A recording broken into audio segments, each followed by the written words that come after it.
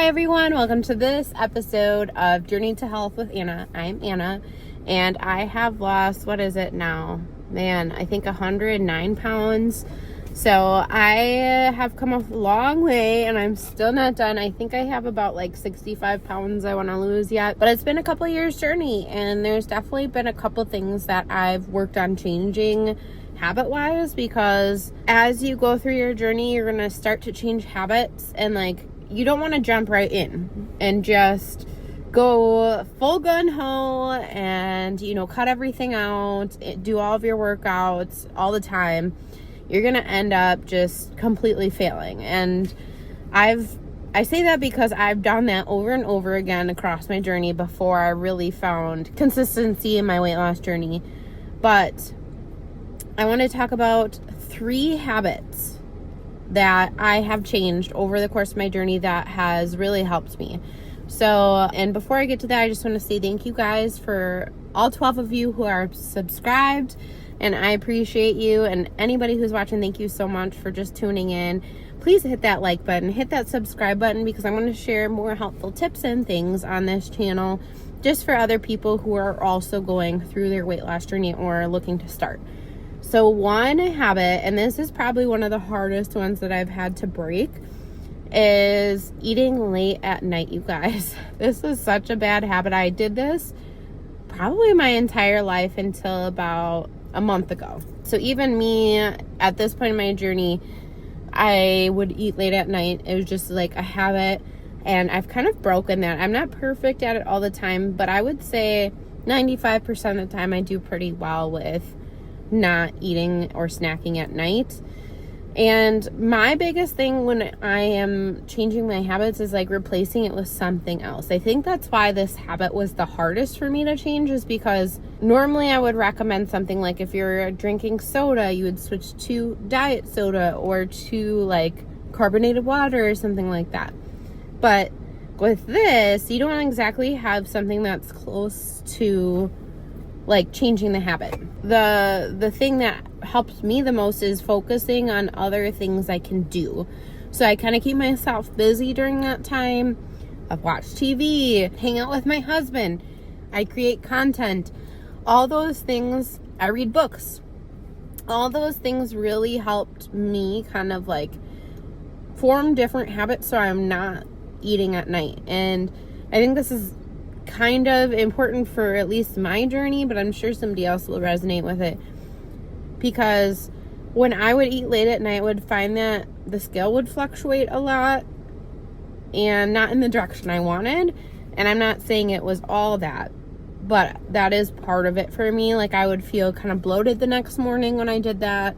And so the other thing is too, like, your body's supposed to be resting. So I met actually with a doctor who talked to me about just my whole habits, all of the whole picture with food and stuff. And they actually said you really shouldn't have anything past like a few hours before bedtime, because anytime you eat after that, your body's focusing not just on the rest, but also on digesting what you ate.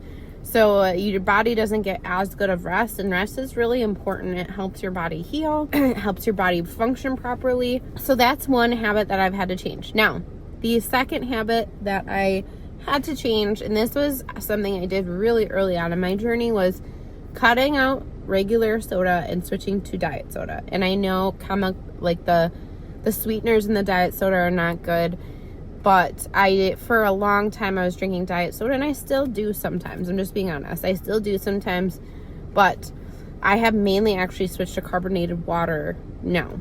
But the biggest thing, like if you're starting your journey or you're still working on this, cutting out those like liquid calories is really important, because think about it. Like, most people don't just have one can of soda. They're going to have a few cans.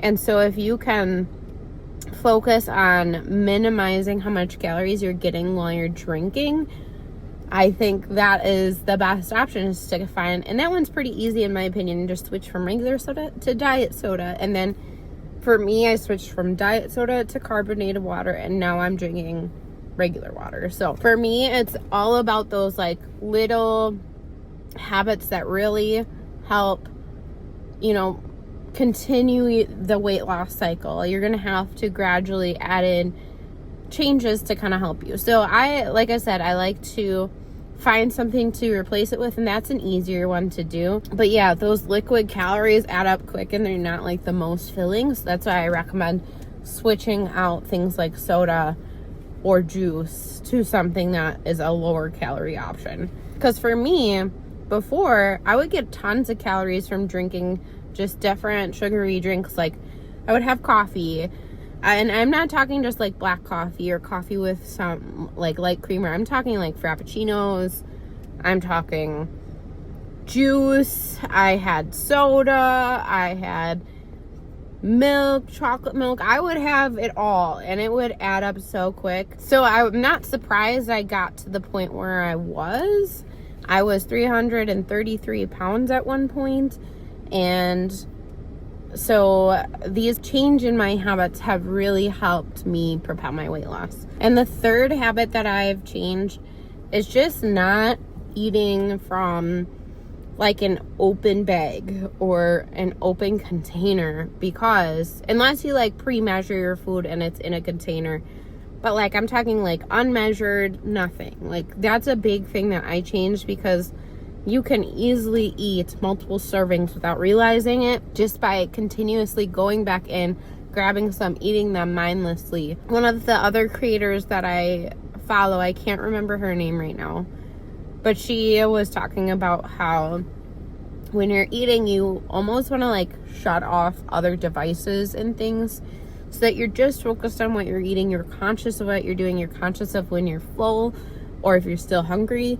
And you're paying attention to those cues, because when you're like mindlessly like scrolling on your phone, you can just, again, eat without even realizing that you've hit the point of fullness. I also think that's something that I had to work on a lot, is just being very conscious when I was eating, and work on finding my fullness cues in my hunger cues.